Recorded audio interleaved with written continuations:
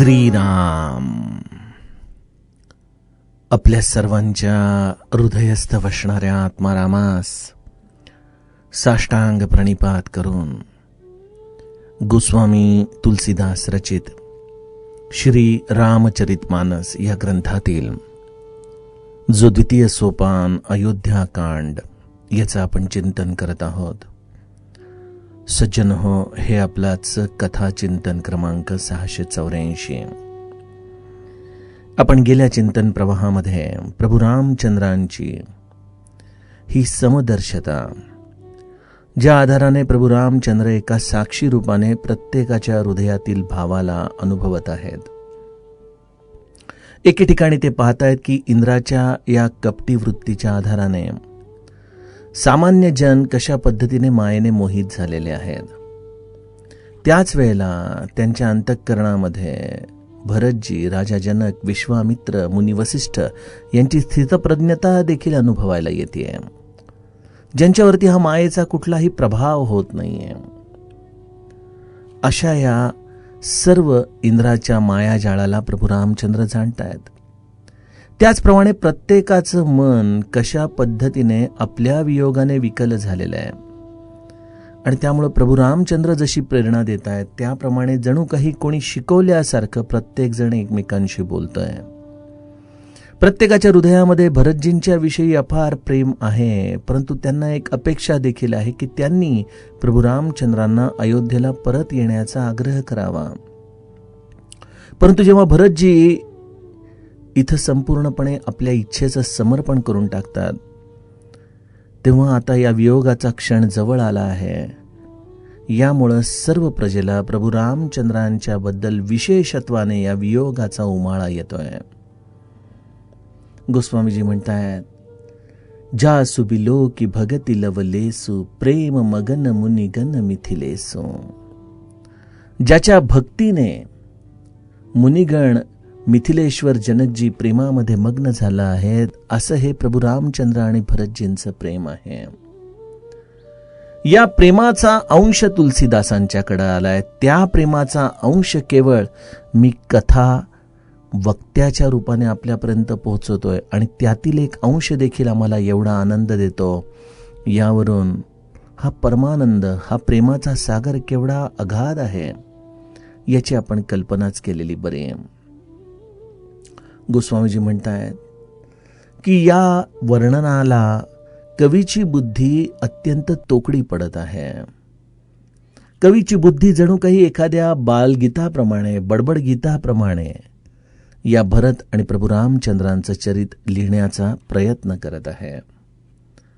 भरतजींचं निर्मळ यश हा चंद्रमा आहे.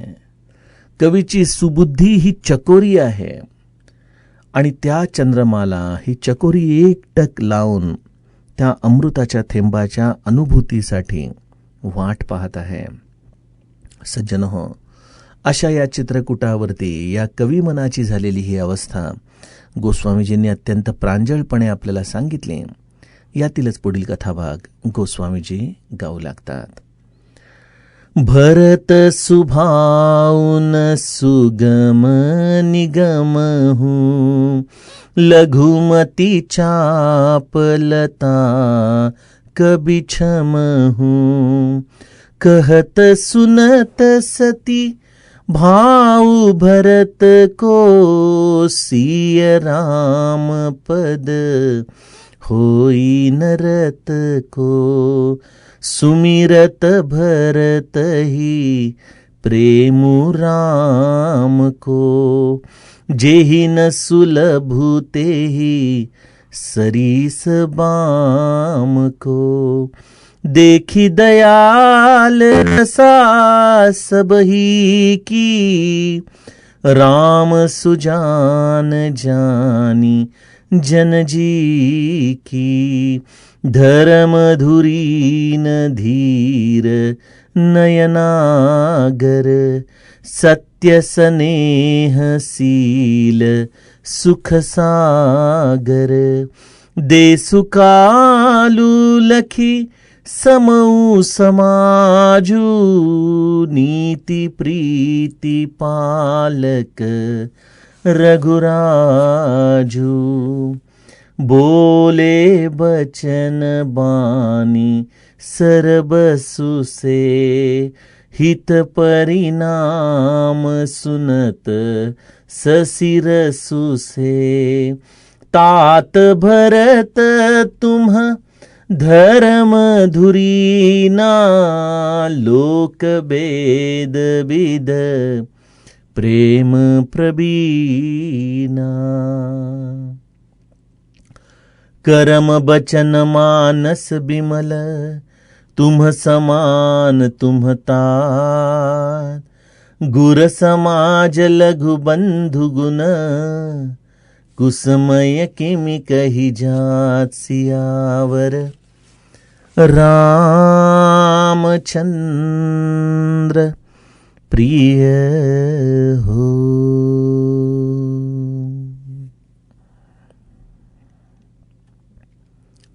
सज्जनो, गोस्वामीजी आम्हाला इथं एका अत्यंत महत्वाच्या सूत्राचं विस्ताराने प्रतिपादन करून देत आहेत. बघा, सर्व संतांनी आम्हाला एकच ध्येय सांगितलं की प्रभू रामचंद्रांवरती मनापासून प्रेम करा, त्याला आपल्या प्राणाचा प्राण समजा, त्यावरती आपलं समस्त जीवन समर्पित करून टाका. परंतु प्रभू रामचंद्र हे केवळ कौसल्यापुत्र नाहीत बरं का. प्रभू रामचंद्र आहे परब्रह्म, ज्याचं स्वरूप आहे निर्गुण निराकार निर्विकल्प, जे मानवी मनाच्या कक्षेतच येऊ शकत नाही. मग गंमत अशी आहे की ज्या प्रभू रामचंद्रांच्या या सगुण रूपावरती आम्ही प्रेम करत आहोत, त्या सगुण रूपापासून या निर्गुण निर्विकल्प रूपापर्यंतचा हा प्रवास हा आम्हाला कसा करता येऊ शकेल. आम्ही सगुणावरती प्रेम करत असताना आम्हाला अशी कुठली गोष्ट केली पाहिजे की ज्या आधाराने प्रभू रामचंद्रांच्या सगुणापासून ते त्यांच्या या निर्गुण रूपापर्यंतचा हा प्रवास आमचा बिना परिश्रम बिना सायास घडून जाईल. किंबहुना या प्रवासामध्ये जो प्रयत्न करेल, मुळी ते प्रयत्नच त्याच्यासाठी बाध्यता ठरणार आहेत.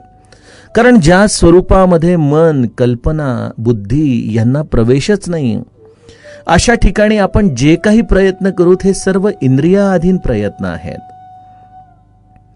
अशा इंद्रियाधीन प्रयत्नाच्या आधाराने कोणालाही या निळ्या सावळ्या परब्रह्माला जाणता येऊ शकत नाही.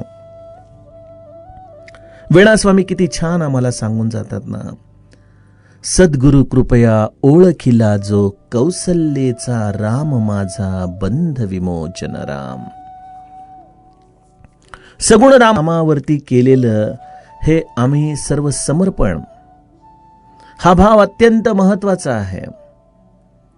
परंतु जसं आज संत नामदेवांची देखील जयंती आहे, आणि संत नामदेवांच्या बाबतीमध्ये काय घडलं होतं की त्यांच्या अवतीभोवती पंढरीराया घुटमळायचा, त्यांना प्रत्यक्ष त्याचं रूप दिसायचं. म्हणजे खरं तर नामदेवांचा आणि विठ्ठलाचा सर्वात जास्त घनिष्ठ असा संबंध आहे. परंतु नामदेवांना रूप कळालं, परंतु स्वरूप कळालं नाही. आणि त्यामुळे एकदा त्या सभेमध्ये मुक्ताबाई देखील म्हणाली ना की नामदेवा, तुमचं मडकं अजूनही कच्चं आहे हो, त्याला भाजून घेतलं पाहिजे चांगलं. हेच वेणास्वामी आम्हाला सांगतायत की सद्गुरु कृपया ओळखिला जो, कौसल्येचा राम माझा बंध विमोचन राम. सद्गुरूच्या कृपेशिवाय आम्हाला या रूपापासून स्वरूपापर्यंत जाता येत नाही. सद्गुरू काय करतो आमच्या जीवनात? संत आम्हाला काय देतो? संत आम्हाला रूपाचं प्रेम देतो, आणि या रूपाच्या प्रेमाला, त्याच्या नामस्मरणाच्या आधाराने आम्हाला हळुवारपणे या अरूपापर्यंत हा सद्गुरू घेऊन जातो. आणि हे श्री महाराज किती सोप्या शब्दात आम्हाला सांगतात की तुम्ही तुमचा हात माझ्या हातामध्ये द्या, मी तो हात रामाच्या हातात नेऊन देतो. हेच या निर्गुण निराकारापर्यंत सद्गुरूचं आमच्यावरती असलेलं कृपाछत्र आहे की ते आम्हाला रूपापासून ते स्वरूपापर्यंत घेऊन जातं. त्यामुळे सज्जनो, आज आम्हाला काय करायला हवं बरं? मग राम आम्हाला हवा आहे, रामाचं स्वरूप आम्हाला जाणायचंय, मग त्याचा मार्ग काय? गोस्वामीजी आज आम्हाला तो मार्ग सांगतायत. गोस्वामीजी म्हणतात, कहत सुनत सती भाऊ भरत को, सिय राम पद होईन रत को. भरतजींच्या सद्भावाला सांगताना ऐकताना असा कोण माणूस आहे ज्याचं मन श्री सीतारामजींच्या चरणी अनुरुक्त होणार नाही. सुमिरत भरत ही प्रेम राम को, जेही न सुलभ ते ही सरिस बाम को. भरतजींचं स्मरण करण्याने ज्याला प्रभू रामचंद्रांचं प्रेम सुलभ झालं नाही, त्याच्यासारखा भाग्यहीन कोण असणार? गोस्वामीजी जणू आम्हाला दोन या दिसणाऱ्या अवस्थाच जीवाच्या सांगताय. रामापर्यंत पोहोचायचं असेल, रामाचं प्रेम प्राप्त करायचं असेल, रामाच्या स्वरूपाला जाणायचं असेल, तर त्याचा एकच मार्ग आहे की जो संत तुमच्या जीवनामध्ये सद्गुरु रूपाने आलेला आहे, त्या संतावरती, त्या सद्गुरूवरती अनन्य भावाने प्रेम करायचं. तो जे सांगेल त्याप्रमाणे आपलं जीवन आचरण करायचं. बघा, गुरुपौर्णिमेचा पर्व काळ चाललेला आहे आणि गोस्वामीजी देखील आम्हाला तेच सांगतायत की रामापर्यंत थेट भेट होणं जीवाला शक्य नाही. जीवाला त्या रामापर्यंत नेण्याचं कार्य हे संताचं आहे. अशा संतावरती जीवाने प्रेम करावं, कारण की तो संत त्याच्यासारखा दिसतो. बघा, रामाची सगुण मूर्ती पाषाणामधली आम्ही अनेक ठिकाणी पाहिली आहे, परंतु चालता फिरता राम आपल्यापैकी कोणी पाहिलाय का? आणि जरी तो पाहिला तरी ओळखलाय का? त्याला ओळखायची दृष्टी आमच्याकडे आहे का? ब्रह्मानंद महाराजांनी श्री महाराजांमधला राम जाणला आणि ते लिहून गेले की गुरु राव माझे, रामची केवळ वासनेचे मूळ दूर केले. पाषाणाची मूर्ती चालती फिरती कोणी बघू शकत नाही, परंतु त्या रामाचं रूप असलेले अनेक संत या पृथ्वी तलावरती झाली, ज्यांनी या रामाचं स्वरूप जाणलं आणि तेच या रामाचं चालतं बोलतं स्वरूप हे आमच्यासारखं मानवी रूप होतं. ते आमच्यासारखं प्रापंचिक रूप होतं. ते आमच्या भाषेमध्ये बोलायचे, त्यांना आमची व्यथा कळायची. ते आमच्या प्रपंचातल्या दुःखावरती देखील हळुवारपणे फुंकर मारायचे आणि आम्हाला या सर्व त्रितापांच्या भाऊगर्दीमधून भगवंताच्या प्रेमाच्या दिशेने वळवायचे. त्यामुळं आम्हाला हा राम, जो केवळ मंदिरातल्या मूर्तींपुरताच माहिती होता, जो केवळ ग्रंथांमधूनच आम्ही जाणला होता, परंतु त्या रामाची खरी भेट आम्हाला जर कोणी घडवून आणली असेल तर ती केवळ या संतांनी घडवून आणलेली आहे. मग त्याच्या चरणी कृतज्ञता व्यक्त करणं म्हणजे गुरुपौर्णिमा करणं आहे. आणि ही कृतज्ञता केवळ एक दिवसाची नसावी. त्या कृतज्ञतेला आपल्या जीवनामध्ये नित्य आपण हृदयामध्ये घट्ट धरून राहावं आणि त्या संताचं आपण गुणगान करावं. एकनाथ महाराज एका अभंगामध्ये म्हणतात ना, वर्णावी ती थोरी एका सद्गुरूची, येरा मानवाची कामा नये. एका सद्गुरूचं आपण वर्णन करावं, त्याच्यावरती प्रेम करावं, त्याचंच गुणश्रवण करावं, त्याचं चरित्र गायन करावं, त्याच्या वचनांना पुन्हा पुन्हा स्मरावं, त्याच्या रूपाला पुन्हा पुन्हा आठवावं. सज्जनहो, हाच जीवनामध्ये या संतावरती प्रेम करण्याचा मार्ग आहे. आणि तुम्ही जितकं जितकं आपल्या सद्गुरूंवरती, आपल्या जीवनात आलेल्या संतावरती समर्पित होत जाल ना, तो तुम्हाला काय देतो त्याच्या बदल्यात? सिय राम पद होईन रत को. तुम्हाला तो प्रभू रामचंद्र आणि सीताजींचं प्रेम मिळवून देतो. जे प्रेम या व्यावहारिक बाजारामध्ये कुठेही मिळणार नाही, असं प्रभू रामचंद्रांचं हे कृपाळू प्रेम, जे आपल्या सेवकावरती अत्यंत संकोचवश अनंत प्रकारची कृपा करतात, परंतु कधीही ते आपल्या सेवकाला जाणवू देत नाहीत की तुझ्या सेवेचं मी तुला हे फळ दिलेलं आहे. अशा प्रभू रामचंद्रांपर्यंत हा संत आम्हाला घेऊन जातो, हा सद्गुरू आम्हाला घेऊन जातो. आणि त्यासाठी आम्हाला एकच करायचं आहे, आमच्या जीवनात आम्हाला प्राप्त झालेल्या सद्गुरूवरती अनन्य भावाने प्रेम करायचं आहे.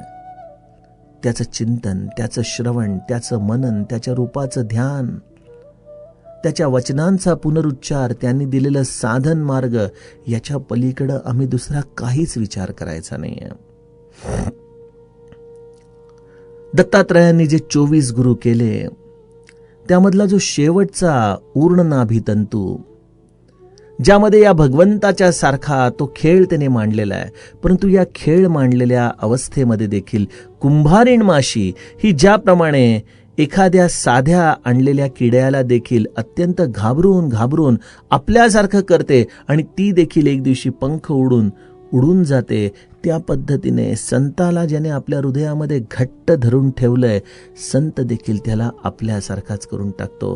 प्रभू रामचंद्रांपर्यंतचा त्याचा हा प्रवास सुगम करून टाकतो. कहत सुनत सती भाऊ भरत को, सिय राम पद होईन रत को. सुमिरत भरत ही प्रेम राम को, जेहि न सुलभ तेहि सरिस बाम को. आणि चरित्राच्या आधाराने विचार केला तर रामाचं स्मरण हे भरताच्या स्मरणाशिवाय अपूर्ण आहे.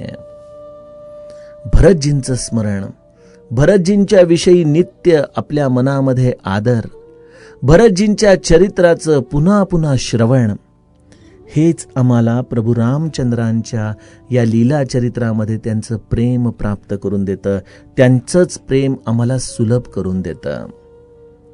एखादा म्हणेल की रामचरित मानस वाचलं परंतु प्रभू रामचंद्रांच्या विषयी प्रेम निर्माण झालं नाही, तर याचं कारण असं आहे की तुम्ही संताचं चरित्र, भरताचं चरित्र हे नीट मनापासून श्रवण केलं नाही.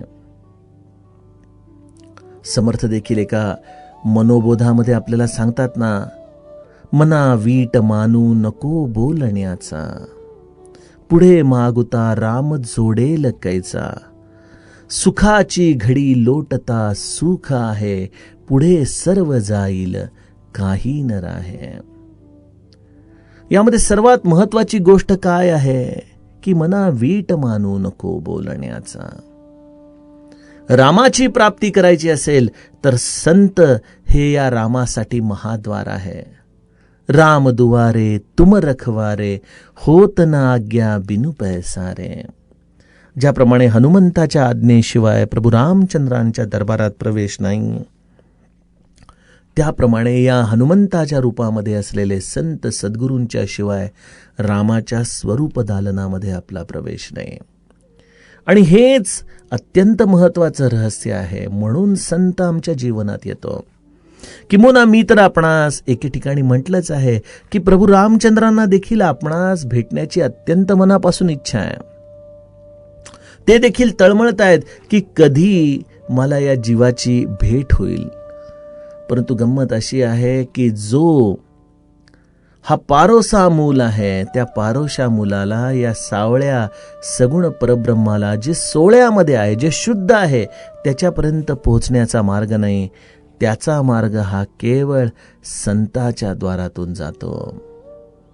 आणि त्यामुळे संताची कृपा आम्हाला प्राप्त केल्याशिवाय रामाचं प्रेम लागू शकत नाही. आणि म्हणून गोस्वामीजी म्हणतात की हे भाग्यहीन आहेत जे थेट रामाच्या प्रेमाची इच्छा आपल्या मनामध्ये धरतात.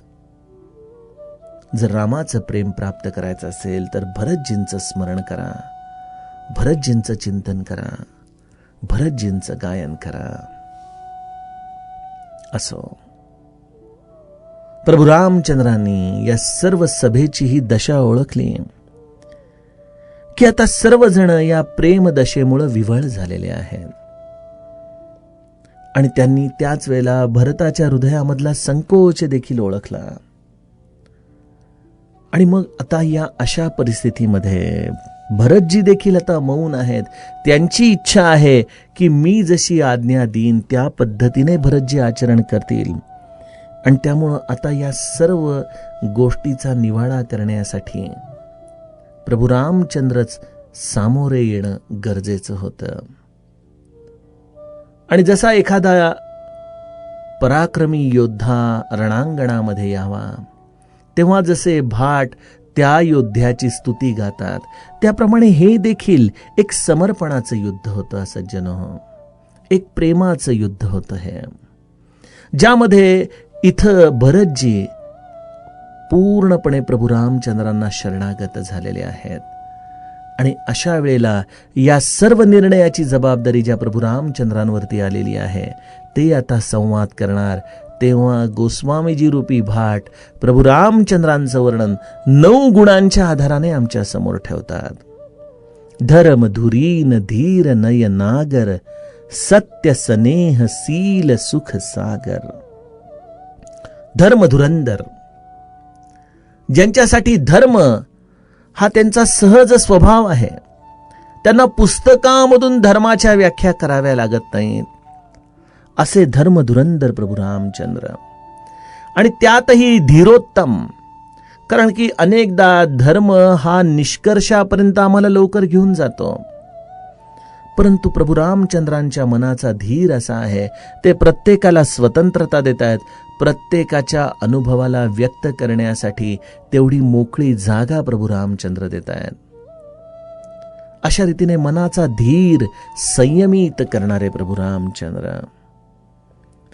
आणि एवढं असूनही नीती प्रधान आहेत, नीती जाणणारे आहेत, नीती चतुर आहेत, सत्याची नेहमी बाजू सांभाळून घेणारे प्रभू रामचंद्र आहेत. किंबहुना ते स्वतः सत्य स्वरूप आहेत आणि त्यामुळं त्यांना सत्य जाणण्यासाठी वेगळं काहीच करावं लागत नाही. जो त्यांच्या सत्य भावनेशी एकरूप आहे, ज्याचं आचरण सत्य आहे, मना सर्वथा सत्य सांडू नको रे, मना सर्वथा मिथ्य मांडू नको रे, मना सत्य ते सत्य वाचे वदावे, मना मिथ्य ते मिथ्य सोडून द्यावे. समर्थ आम्हाला उगीच सत्याची कास धरायला सांगत नाहीत, कारण सत्य हेच प्रभू रामचंद्रांचं स्वरूप आहे आणि मिथ्य हे रावणाचं स्वरूप आहे. व्यवहारामध्ये ज्या ज्या वेळेला तुम्ही स्वतःच्या स्वार्थासाठी खोट्याचा आश्रय घेता आणि समोरचा मनुष्य देखील तुमच्यावरती विश्वास ठेवतो, त्यावेळेला तुम्हाला वाटतं की अरे वा, चांगली वेळ मारून नेली आपण खोट्याचा आश्रय घेऊन, परंतु समोरचा मनुष्याने तुमच्यावरती तुमच्या लायकीपेक्षा जास्त विश्वास टाकला, हेच खरं तर त्याचं उत्तर असतं. परंतु जो सत्यामध्ये आहे तो अत्यंत धीर आहे, तो अत्यंत नीतीप्रधान आहे, कारण त्याला वेगळं काहीच करायचं नाहीये. त्यामुळे प्रभू रामचंद्रांचा आश्रय हे सत्याचा आश्रय आहे. असे सत्यमय असलेले प्रभू रामचंद्र, आणि तरी देखील सत्य असूनही धारदार नाही, टोकदार नाही, ज्यांच्या सत्यामध्ये स्नेह आहे, शील आहे आणि ते सुखाचे समुद्र आहेत. नीती आणि प्रीतीचे पालक आहेत. किती सुंदर उपमा दिलेल्या आहेत गोस्वामीजींनी. 9 उपमा दिलेल्या आहेत. धर्म धुरीन धीर नय नागर, सत्य स्नेह सील सुख सागर. आणि अशा या नवांकित अलंकारांनी मढलेले प्रभू रामचंद्र आपल्या अंतःकरणामध्ये विचार करतायत. देसु कालु लखी समौ समाजू, नीती प्रीती पालक रघुराजू. प्रभू रामचंद्रांनी मनामध्ये सर्व दृष्टीने विचार केलेला आहे. सर्वप्रथम देशाचा विचार केला. जनकपूर आणि अयोध्या दोन्हीही राष्ट्र राजाविना सध्या पोरकी आहेत. त्यामुळं देश याचा विचार करता हा निर्णय आता लवकर घेणं गरजेचं आहे. काळाचा विचार केला तर हा एक प्रकारे दुःखाचा सागर असलेला काळ आहे. इथं अनेकांना अनेक प्रकारचे हाल अपेष्टा सहन करायला लागतात. जरी त्यांना माझ्या सान्निध्यामुळे सुख मिळत असलं तरी माझ्या या भक्तांना होत असलेले हे देहाचे कष्ट देखील मला लवकरात लवकर दूर केले पाहिजे. ही काळाच्या अधीन असलेली प्रभू रामचंद्रांची विचारधारा आहे. अवसर, याचा अर्थ ही योग्य संधी आहे, कारण आता सर्वांनीच या सर्व गोष्टींची जबाबदारी माझ्याकडे सोपवलेली आहे. आपण सर्वांना अनेक वेळा संधी दिली, परंतु प्रत्येक जण या असलेल्या अवसरचा, या संधीचा एकच आपल्याला सतत उत्तर देत राहिला की रामा, तुझी जशी इच्छा असेल तसं. आणि त्यामुळे आता ही योग्य वेळ आलेली आहे की आपल्याला जे सांगावयाचं आहे ते स्पष्ट शब्दामध्ये या सभेत आपल्याला सांगायला हवं. आणि त्याचबरोबर समस्त समाजाचा विचार प्रभू रामचंद्रांनी केला. बघा, कितीही मोठा संत झाला तरी तो कधीही व्यवहाराला सोडत नाही. हे जणू काही प्रभू रामचंद्रांचे हे गुणधर्म आम्हाला सांगतायत. जरी समस्त चरित्र हे भावना प्रधान असलं तरी ते भावना प्रधान चरित्र हे कधीही व्यवहाराला सोडून नसतं. सज्जनहो, आणि त्यामुळंच प्रभू रामचंद्र जे या 9 गुणांनी अत्यंत मनोहर दिसत आहेत, या 4 गोष्टींचा विचार करून आपल्या या बुद्धीच्या सौंदर्याच्या आधाराने ते या सभेमध्ये व्यक्त होत आहेत. बोले बचन बानी सर बसुसे, हित परिणाम सुनत ससी रसुसे, तात भरत तुम धर्म धुरीना, लोक बेद विद प्रेम प्रवीणा. प्रभू रामचंद्रांचं वचन कसं आहे, त्या वचनाचे गुणधर्म काय आहेत? गोस्वामीजी लिहितायत की ते वचन असं होतं जणू ते वाणीची मर्यादा होती, वाणीचं सर्वस्व होतं, ते वाणीचं सार होतं. बघा, एखादा दीर्घसूत्री मनुष्य अनेक शब्द बोलतो, परंतु त्यामधून हातामध्ये सार असं आपल्याला काही स्पष्ट गमसत नाही. आणि या उलट संत अत्यंत मर्यादित शब्द बोलतात, परंतु प्रत्येक शब्द हा आमच्या जीवनामध्ये आम्हाला खूप काही देऊन जात असतो. त्यामुळे वाणीचं सर्वस्व असलेलं, ज्या शब्दांच्या आधाराने सर्वांचं हित होईल असं परिणामी हितकर होणारं, आणि जी वाणी ऐकताना समोरच्याच्या हृदयाला कशी अनुभूती येते, तर ऐकताना चंद्रमाच्या रसासारखे, अमृतासारखे बोल या प्रभू रामचंद्रांच्या वाणीचे या सभेमधल्या प्रत्येकाला जाणवत आहेत. अशी ही 9 गुणांनी संपन्न असलेल्या प्रभू रामचंद्रांच्या व्यक्तित्वाची, 4 गुणांचा विचार करून बोललेली, 3 गुणांनी युक्त असलेली ही वाणी. आणि त्यातून प्रभू रामचंद्र म्हणतायत, तात भरत तुम धर्म धुरीना, लोक भेद विध प्रेम प्रवीणा. प्रभू रामचंद्र सर्वप्रथम पहिलं वाक्य उच्चारतायत की हे तात भरत, तू सर्व धर्माची धुरा धारण केलेली आहेस. लोक आणि वेद या दोघांनाही तू जाणणार आहेस.